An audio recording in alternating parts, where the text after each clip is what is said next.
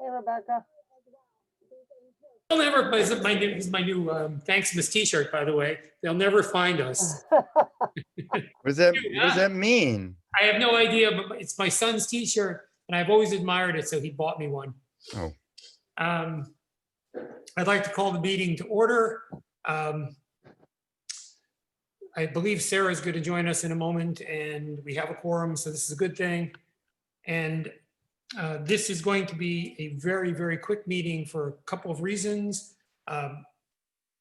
The departmental budgets are in the process of being finalized, and there was a potential to do the police and fire department tonight. Hi, Chief Hurley. The good news is we're not doing your department tonight, I guess, because it occurred to me after we tried to think about scheduling it that usually we get the whole operations booklet. We get all of the budgets in one shot, and I would be I think it's better for us to wait for that, which will happen by early January. So there's really only two, excuse me, there's really only two agenda items that matter.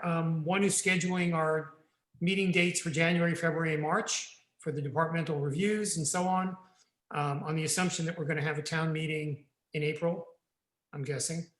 And to review, if you have the agenda, to do a quick update on the Wellfleet Town financial status, which is mostly much better than it was when we met 3 weeks ago. So it'll be a quick dive. Did everybody receive the minutes? They were just distributed a little while ago. I don't know if you've had a chance to review them, and since we did kind of review all the various departmental capital budgets and so on at the last meeting, I would, if you I will move to approve the minutes of the last Thank meeting. you, Woody. I was going to say, if you want to defer, I'd be all right with that. No, I I'll will move to second. approve them. Okay, we got a second. Does anybody have any issues with approving the minutes at this point? No, they're good minutes. And thank you. Thank you. You're in my upper left corner, so I'm pointing there, okay? You pointing to Rebecca? I sure am. Okay. Thank you to Rebecca. Rebecca's doing yeoman's duty, by the way. She always has. She's also, yeah, but she's also picking up some of Courtney's responsibilities as Courtney slides into her next job. So, well done. But we have a motion. I'll say aye. Kathy? Aye. Jen? Woody? Yes. Aye. Thank you. Jeff? Aye. Linda? Aye. Sarah? Aye. Okay, so we got 1, 2, 3, 4, 5, 6, 7, 0. That's all I got on my screen. Is that, am I correct? Is that what we have? Okay, Good. so 7-0 to approve. Terrific. I'm going to ask Rebecca to weigh in a little bit here because she, in some ways, is in her new role much closer to this. But you may recall that at the last meeting, we had two large concerns that were looming, which is not to say there are no concerns that are further out. But the large concerns that were looming was the cash flow issues and whether we would have enough cash flow coming in to pay our bills as a town without having to do serious borrowing. The good news is, as I understand it, is that according to Miriam Spencer, I spoke to last week, revenues are coming in more than quickly enough to cover expenses, and so that was a tree skimming event that, or maybe not so close to the tree. I don't want to be overly dramatic, but in any case, we dodged that issue. It looks like that happened, and good. The other one is sort of a two-parter, that we were without a town accountant at the time, and we had the services of a consulting town accountant who was helping to resolve the books and look and see where the issues are. My understanding is that person is still whiling away at that, but we now have a new town accountant. A town accountant has been hired, and I understand she's wonderful and has municipal experience. And Rebekah, if you could kind of speak to that, it'd be great. Sure. Her name is Heather Mashad. She comes actually from Connecticut. She lives in Eastham. She moved here with her family. She has a lot of experience. And in working with her in the last she's only been here, this is her third day. So I've been with her since Monday working on operating budgets for every department.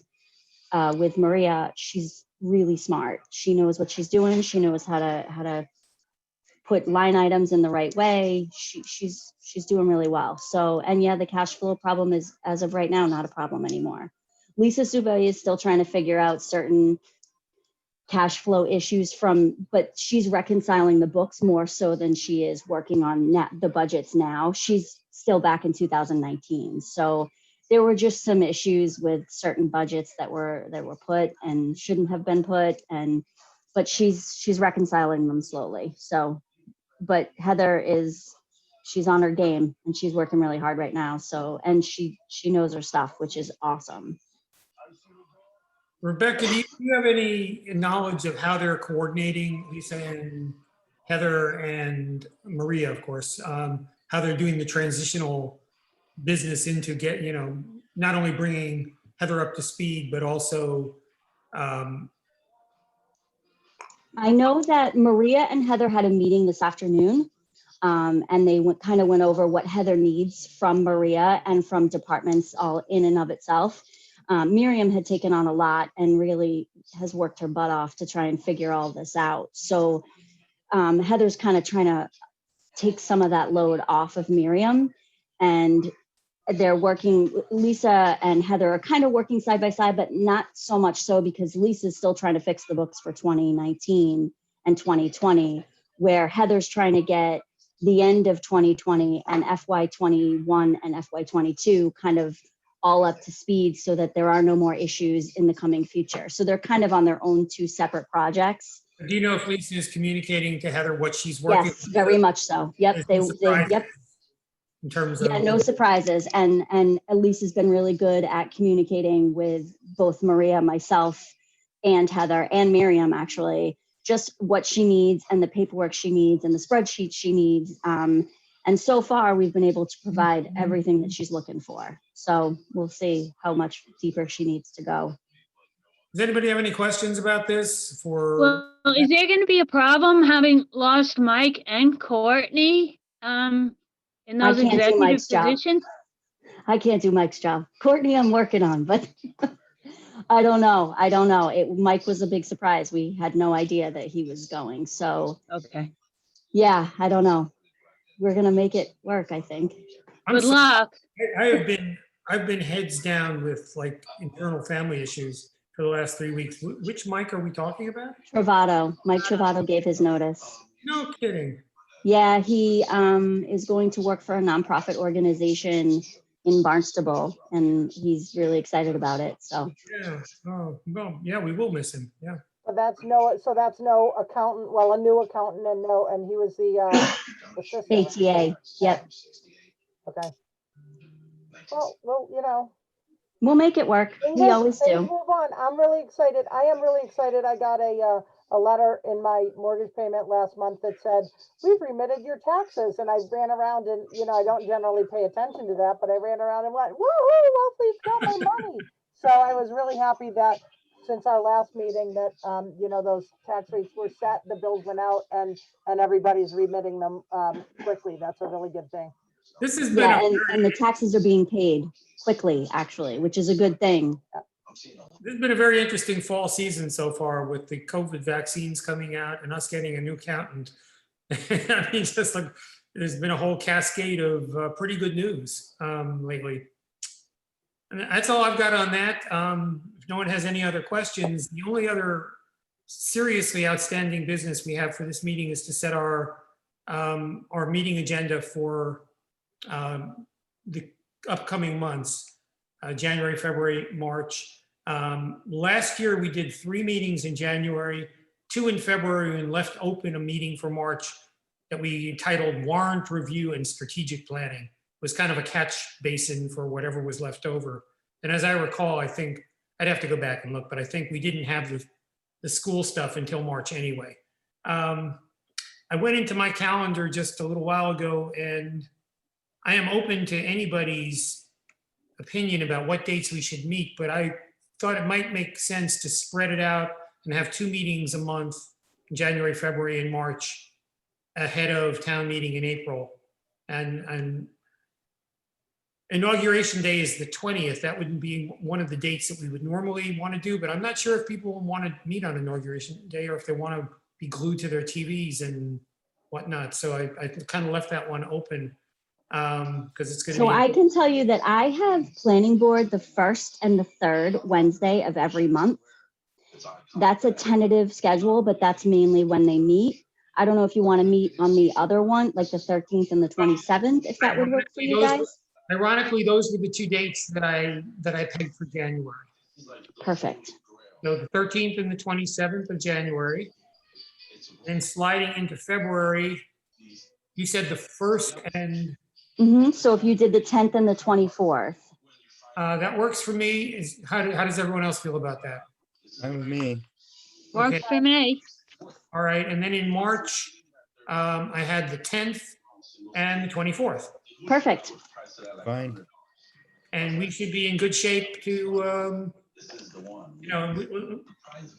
And Chief, your budget meeting would probably be the 13th. Am I correct? correct, the first one in January, if that works. As police and fire, right? Yep. Great, thank you. We can follow up. I'll send it around, or Rebecca can send it around. We can follow a similar agenda as we did last year. You may recall, and for those who weren't on the committee last year, there was a bit of an epiphany about 2/3 of the way through the departmental reviews. The warrant never asks for the FinCom's opinion on individual departments. It asks for our opinion on the operations budget and the capital budget. Now, last year, the capital budget was broken out into individual pieces. Normally, that's not the case. We vote. So I went back and looked at the previous few years and said, well, why the heck do we go through all the departments if no one's ever asking for our opinion? And the best conclusion I could come to was that it gives us an opportunity to do a deeper dive than most other areas of the, like perhaps even the select board does, on the budgets of each of the individual departments. And then those get aggregated up into our ability to say yes to the entire operations budget. So it still made sense, but if there's a question about why we're going through all of these departments, some of which take quite a lot of time, schools, for example, that's the best answer I have, is that we end up being the most informed committee on the overall budget of the town, and we at a minimum we're a good resource for that. So. Well, and I can also tell you that Maria is looking more for your input as well, even though you're not, a deciding board. She's really looking, because you guys have so much experience given the past operating budgets. She's really looking for your input on what your thoughts are, because you guys have business backgrounds. And that's kind of, from what I understand, and meeting with department heads for their budgets with her, that's what she's looking for. And I mean, she's really wanting the departments to present to you, like, why they want the money they want and why they feel they are budgeting it. And, that's where she's going with that. And of course, to some degree, what we've asked the departments to do, at least as of last year, was to also give us their 2 to 3 or 4 year projection ahead on large ticket items or growth, or where they see their challenges financially. So we do provide that service to some degree. Fred, on that, I'm sorry, go ahead, Jeff. I really like just maintaining the continuity. I think that the process that we have the last few years has been going very smoothly, and we're just doing our due diligence. And so I'm in favor of just continuing as we have. Good. Fred, I just, I like it too, because you can kind of see how everything sort of meshes together. I think it's also an important point. I would hope that other department heads would look interdepartmentally at others, how they present their budget, and things like that. I would hope that, and I'm going to be the poo-pooer here, but I would hope that even though this year went well and better than we had planned for, that the department heads continue to have an abundance and caution of upcoming and lasting effects on COVID, and that we get back, and that my importance, what I would be looking for in this budget cycle would be to make sure that the equipment that is on scheduled replacement plans that we may have gotten a year or two behind on take priority over adding additional spending to the budget. So I think it's important that we look at 20 and see 21 in the same light, and hopefully are able to kind of look at the things we didn't do this year and take those as a priority. Just a thought about a good one. And I also think, and we've talked about this, that, you know, I'll ask this of you, Chief Hurley, at least, you know, it's rhetorical at this point. The question was raised a couple of months ago. I had a meeting with Maria and Mike DeVasto and Mike Travato, and asked what kind of guidance was going to be given to the department heads, given this year, given COVID, and what we might reasonably anticipate the effect of that to be in the coming year. Now, this was prior to the vaccine being announced. And at the time, there was no clear guidance being given about should you have a austere budget or a business as usual budget or whatever. But I would hope that every department head will come in having at least thought about that, what 2020 was like and what expectations there are for 2021, and how that then applies to capital requests, operational growth, all of that stuff. I can actually tell you, I'm not going to interrupt you, Chief, but I can tell you that listening to the budgets this past week, they've done a really good job at kind of taking what's the most important and putting it on top, and then things that are not are a lot of departments have scaled back their budgets, which I think is pretty cool considering, you know, they didn't need to, but they did, and it's very impressive to see. Every department so far that we've met with has done a really good job. And the big bogey out there at this point, I mean, I think one of the reasons, Chief, that we do fire and police first is because you're so easy to do. You guys are so organized, and your budgets are so clear. It's fairly easy for us to digest them and understand what's happening. The bogey out there is the schools, and there's an awful lot of stuff going on right now with rethinking what school is and what the plans are for the high school renovation and how it's going to be presented to the towns, that it isn't baked yet. So within the next couple of months, we'll probably get a clearer picture of what the Nauset region particularly is planning on doing vis-a-vis how they're going to present to the district and what they're going to be asking for. And it's going to be different than it was last year. I'm fairly confident. So that's that for that. I will just say in closing on that point, if anybody has a particular bias about which departments we should do in what order, please forward them through Rebekah, and we can mess with the schedule once we get through the first one. Generally, school is last because it's last. They come in last, and as I said, police and fire go first. But in between, it's fungible. Anybody have a liaison report they want to share? I'm seeing a lot of no's, and I don't. We have no transfers. This doesn't fall under the heading of correspondence, and it's nothing we have to act on, but there is still a presence out there that is suggesting that we want to look at school choice and address that question. Apparently Brewster has done something on that. The Finance Committee of Brewster took a position. I'll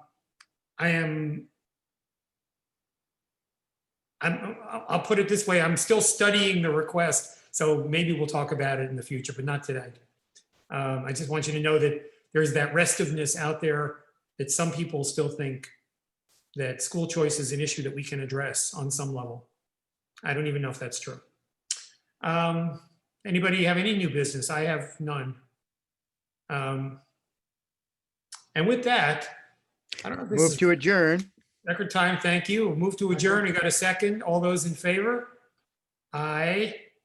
Any opposed? No. And Fred, in the future, if you need help with your chicken soup, I can help. Fred, send Lois. Happy and I, Hanukkah, thoughts happy to, Hanukkah, Deb and you. sorry, I'm sorry, one at a time? I'm What? sorry, that was me.